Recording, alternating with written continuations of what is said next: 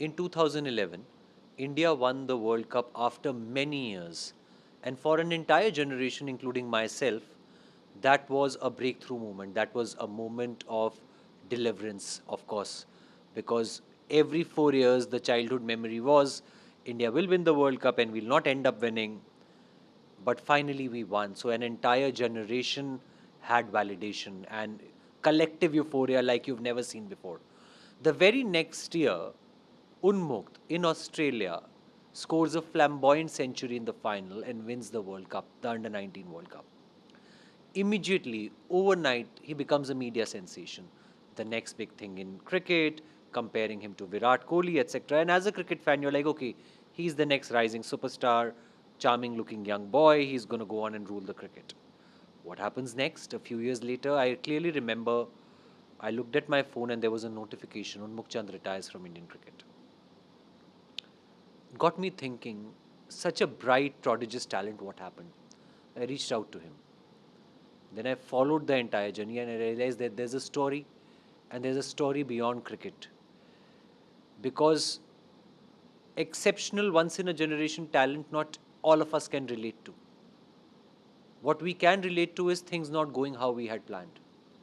What we can relate to is finding us at the dead end of life, trying to find a detour, get a course correction, a second chance. And I think that's what Unmukt's journey in the second stage of his career represents. Like I've said before, this is the story of broken dreams and second chances. And it transcends cricket, it transcends sports. It resonates to you at an emotional and a personal level. Very different experience for me personally. I play cricket. I've always played cricket. I've always I was speaking to Raghav before this as well, and going into the first game of a tournament is a different feel altogether, right? So I think similarly, it's going to be like going to the premiere of this documentary on Thursday. But yeah, I mean, very excited for this. I mean, he has put in a lot of hard work for the last 2 years, and obviously, it's never easy to sort of follow someone for such a long time. And I really uh, I'm grateful towards him that he has been he has that passion. He could see that passion, and when we first met, bringing it down to the table, and then also after from there continuing on to this has been a great journey altogether. And finally, coming in celluloid is something I really look forward to. In 2021, I decided to move to America to pursue my cricket. Again, cricket was very new over there. Uh, they were talking about Major League Cricket coming to USA, and the World Cup was also supposed to happen in 2024, which it did. But again, the whole landscape has sort of changed over the years, and uh, it's myself and a few others who have been the first ones who went there and sort of started the whole this cricketing migration, you can say.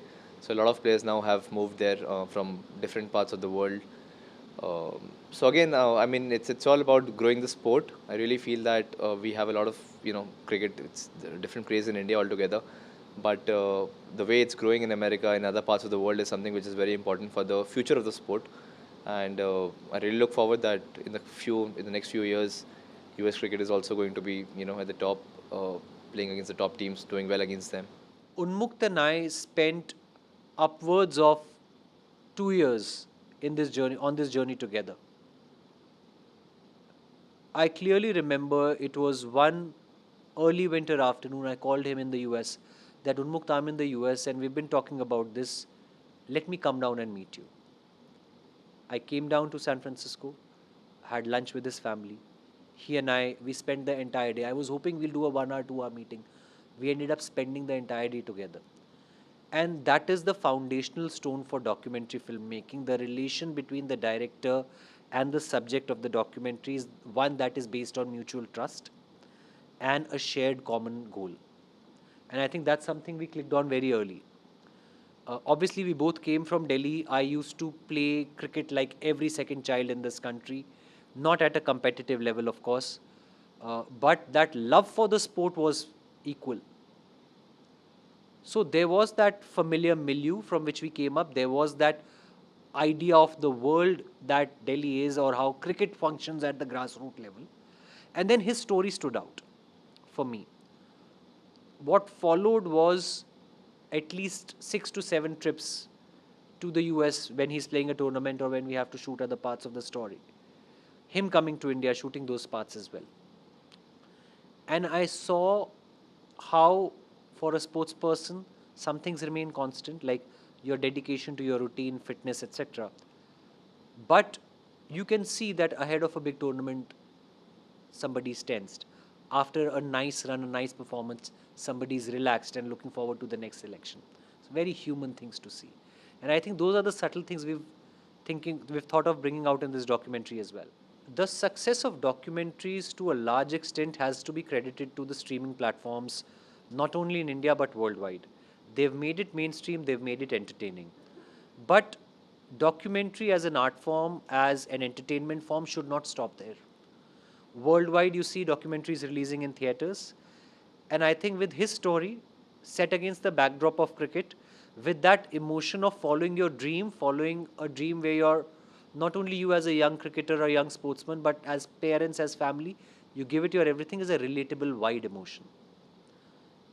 And when we met our distributors, PVR, they also bought into this idea that this is a story that should resonate widely or can resonate widely. Now, going to theaters, yes, is a gamble, but it's a gamble worth taking. And obviously, it's pretty exciting that it's a theatrical release. We don't see a lot of documentaries in India getting a theatrical release, so it's a big thing for documentaries in itself. Well, I really like the title Unbroken because I feel, uh, see, I'm someone who will always sort of start again, even if things go your way, it doesn't go your way. It's important to start over again. That recent button is important, especially in sports. I feel every day is different, every season is different, and so goes for life as well. But in sport, we see it very quickly happening, and it might be a good one for you, but mostly I can share from my experiences. You always have more of failures and then lesser of success. But then the whole point of it is you got to keep moving on. You need to be resilient. You need to stay persistent, and there's no way if you I mean you need to stay unbroken basically to make sure that you keep following your path. You keep pursuing success. My job is to play cricket in the best possible way of doing it. My job is to make sure that I keep myself fit, and wherever I go, I perform. Whichever team I play for, I do that. And obviously, I never thought of a documentary. 2 years back, obviously Raghav came in and sort of brought in this idea, which I sort of resonated with, and it's coming out now. But again, I look at it from a very cricketer's point of view angle, and again, if my journey coming on celluloid makes a difference in terms of people not giving up on their dreams, sticking to their processes, making sure that they keep working hard, even if life throws them off balance, then I think it's a success for me in itself. When you approach a story as a director or a producer, it comes with a singular focus of telling the story you want to tell, how you want to tell it. And but what people don't realize, behind the curtain, there is an entire crew, not only of technicians, but also of these enablers who largely come from the studio side. So, a studio executive is not something who just greenlights a project or approves a budget. They foresee concerns that may arise later and they mitigate those concerns. For documentaries, those concerns could be very different. Like for a sports documentary or a music documentary like Yo Yo Honey Singh, famous, which I co commissioned during my stint with a streamer, you have to start archive conversations way ahead in time. They take time to close. Talent relations, onboarding the talent, that's something, first thing you start with. Now you compare it to something like The Hunt for Virappan or Mumbai Mafia, again, two contrastingly different titles I worked on. They are coming from the world of crime. So, what is of paramount importance is the safety of your crew, a certain stealth mode in which you operate until the title is made. And like journalism, crime and sports reporting are chalk and cheese. They seldom overlap, rarely overlap.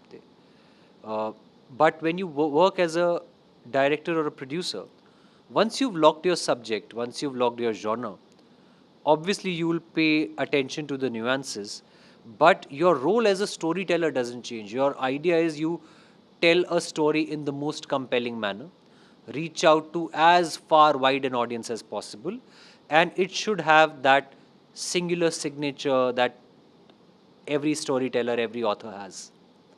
So those are the few things. Then what is also important for the success of not one but many stories is that there is an ecosystem of streamers, networks, studios, producers, and then directors and writers. They all have to come together, back an idea, champion it. Only then can it realize its full potential. So, for people to think that something was born out of a person's uh, thought and passion alone, that may be the case at the seeding stage. But to see a project through when it releases, the scale at which it releases, it requires a village to make it happen.